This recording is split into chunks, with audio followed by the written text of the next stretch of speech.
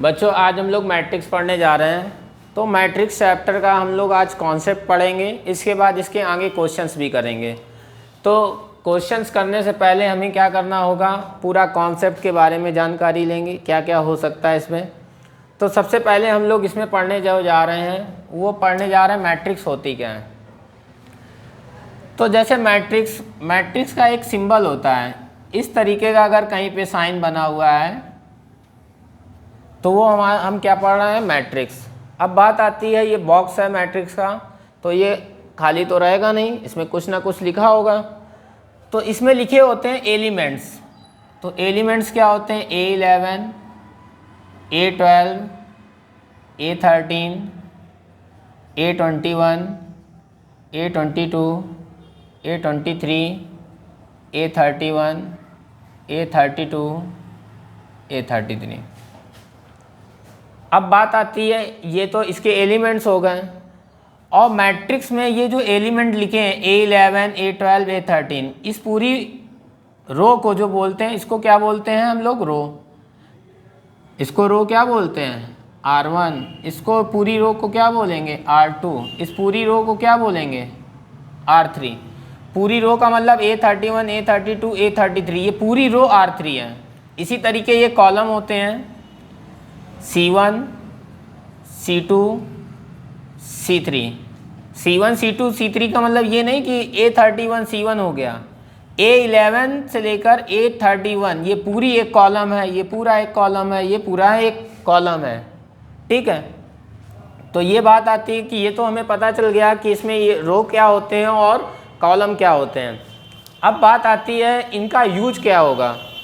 तो रो और कॉलम से हमें एक चीज़ पता चलती है, किसी भी मैट्रिक्स का ऑर्डर, हिंदी में इसको बोलते हैं आव्यूह की कोटि। तो इससे हमें पता चलेगा ऑर्डर ऑफ मैट्रिक्स, यानी मैट्रिक्स का ऑर्डर।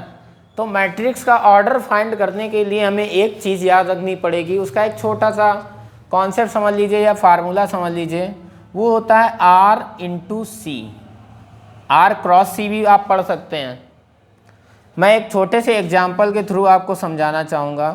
जैसे एग्जाम्पल दिया हुआ है, मान लीजिए एक एग्जाम्पल ये दिया है 2 1 3 5 7 0, ठीक है।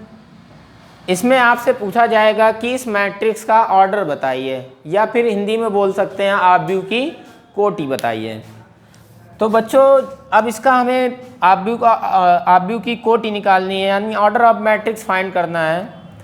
तो अभी मैंने बताया फार्मूला होता है R×C। R का मतलब होता है रो और C का मतलब होता है कॉलम।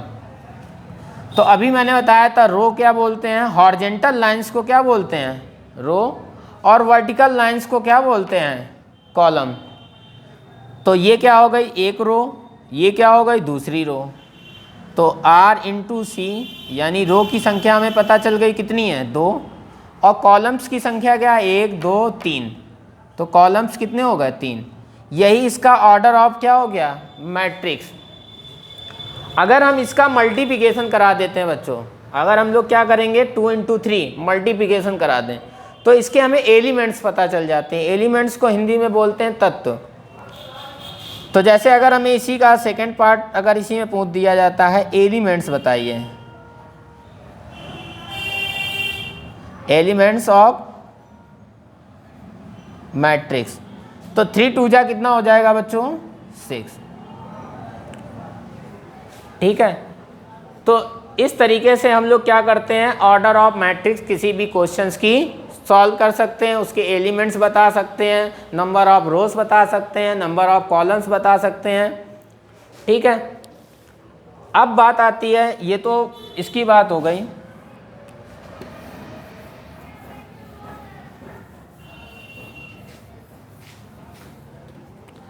अब जैसे बच्चों क्वेश्चन दिया होगा इस तरीके से, और कॉन्सेप्ट होगा आइडेंटिटी मैट्रिक्स।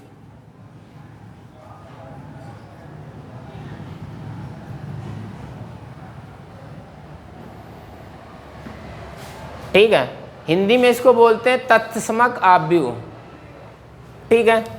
तो तत्समक आव्यूह होता क्या है, जैसे i इक्वल टू एक वैल्यू हमें याद रखनी पड़ेगी, i इक्वल टू होता है 1 0 0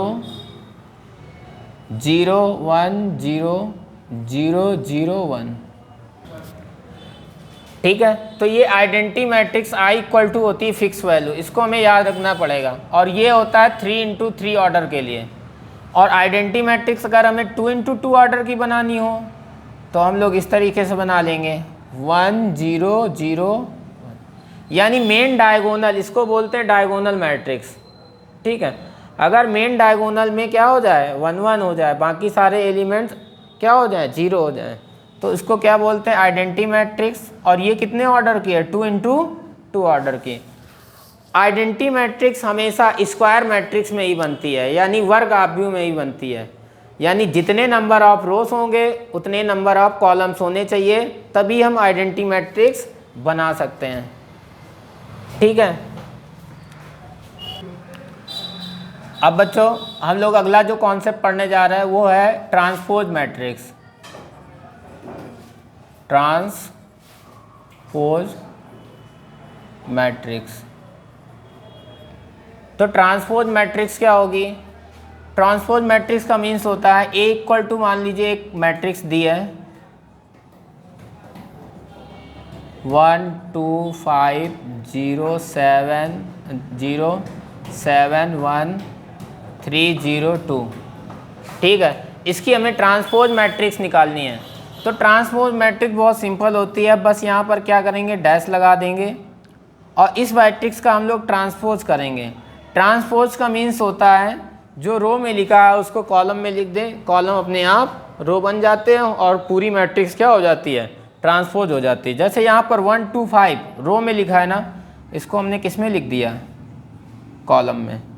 0 7 1 रो में लिखा हुआ है, इसको हमने किस में लिख दिया कॉलम में। 3 0 2 रो में लिखा है, इसको किस में लिख दिया, और यही हमारी क्या हो जाएगी ट्रांसपोज मैट्रिक्स। बहुत ही सिंपल था, इस तरीके से हम लोग क्या करते हैं ट्रांसपोज मैट्रिक्स निकालते हैं।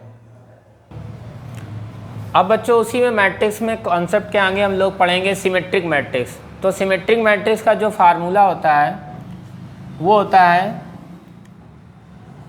1/2 a + a', और a' को हम लोग पढ़ चुके हैं कि क्या बोलते हैं ट्रांसपोज मैट्रिक्स। इसी तरीके स्क्यू सिमेट्रिक मैट्रिक्स होती है 1/2 a - a'।